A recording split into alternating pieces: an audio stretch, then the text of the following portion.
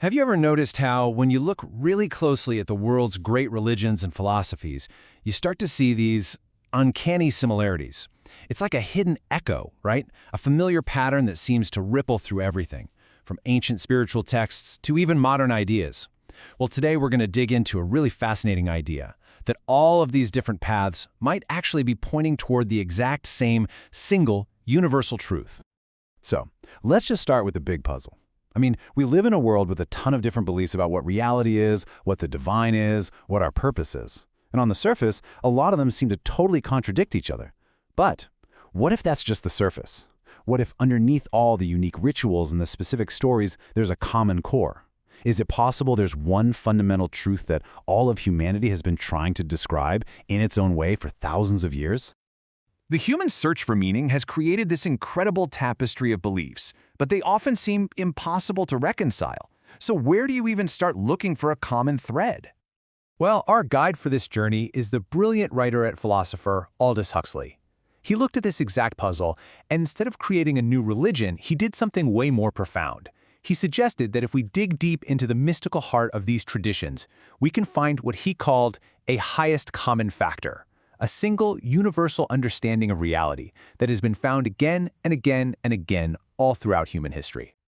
This is where he laid it all out. He didn't just speculate. He pulled together centuries of mystical writings from all over the world, from the East and the West, to map out this universal idea. So let's use his framework as our lens to look through. So what is the perennial philosophy? Well, at its core, it's the idea that there's this timeless and universal truth. It suggests that the world's great spiritual traditions are kind of like different languages, all trying their best to describe the same indescribable reality. The main point is that there's a single divine source for everything, and, this is the key part, that this source is something we can access through direct personal experience.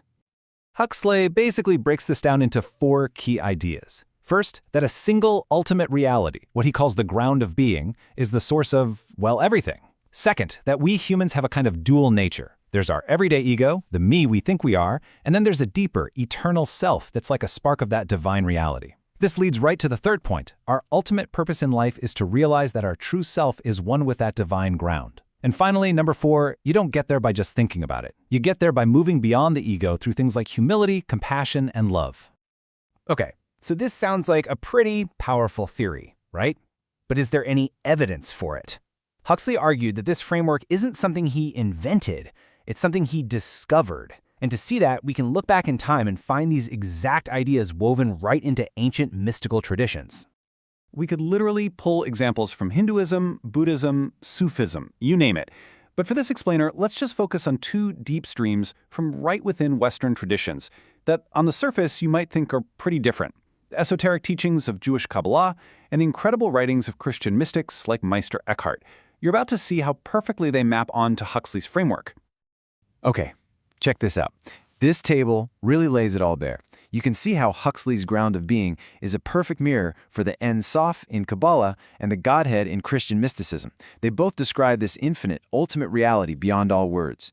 Then you have the idea of that divine reality being present in us. In Kabbalah, that's the Sephirot, or divine emanations. For the mystics, it's the Funklin, a divine spark right inside the soul. And the path to connect? It's the same. Devakut, which means cleaving to God, and breaking through, both describe the exact same goal, uniting with that ultimate source.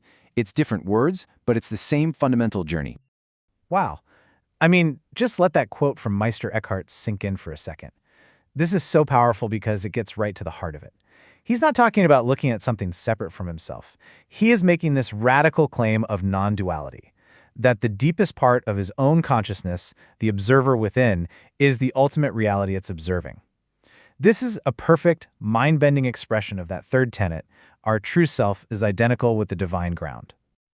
So far, we've been deep in the world of mysticism and philosophy.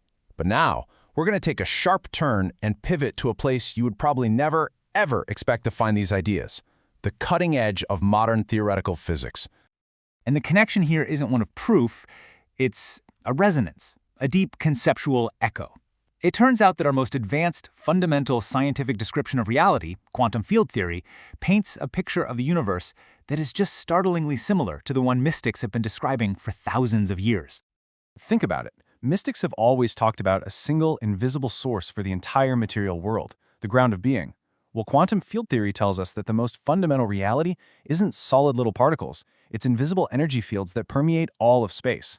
And what we call matter, the stuff we can touch, those are just localized vibrations or excitations in those fields. The field is the reality, the particles are just temporary ripples on its surface. And the parallel gets even deeper. Mystics often describe this divine ground as a kind of divine nothingness, not an empty void, but a state of pure potential where everything comes from. You know where else we see that? In physics, the quantum vacuum isn't empty. It is a seething sea of potential energy. And what about that core mystical idea that all is one? Well, physics has its own bizarre version of that, quantum entanglement.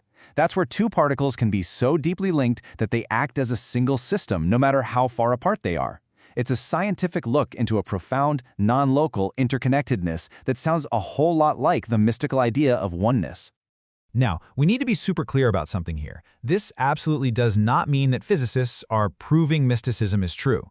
Their methods are completely different. One uses math and experiments, the other uses direct, contemplative experience. But what it does suggest is that science, in its unstoppable quest to describe what reality truly is, has ended up creating a new language that describes a universe that looks remarkably, uncannily like the one mystics have been talking about all along. So, where does all of this leave us? We've journeyed through Huxley's incredible philosophical framework. We've seen its reflection in the depths of ancient mysticism, and now we've heard its echo in the strange world of quantum mechanics. It's time to bring all of these threads together. When you just step back and look at the whole picture, a stunning pattern really emerges. You've got the Kabbalist on a journey to unite with the infinite En Sof. You've got the Christian mystic trying to break through to the silent Godhead. And you've got the physicist mapping the unified quantum fields that create all matter. You see? These might not be separate, unrelated things at all.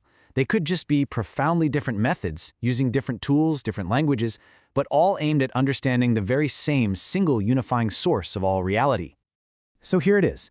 The crucial point, the big takeaway is this. The ultimate quest to understand reality, whether you do it through the inner path of contemplation or the outer path of mathematics and experiment, might not be leading to two different places. It may just be that humanity, in its highest spiritual goals and its most advanced scientific models, is actually converging on a single incredible truth about the nature of everything. And that leaves us with one last, powerful question to think about. Are all of our modern discoveries, our philosophies, and even our sciences, are they all just new ways of talking about a timeless reality? A perennial truth that's been waiting there patiently all this time just for us to rediscover it? What do you think?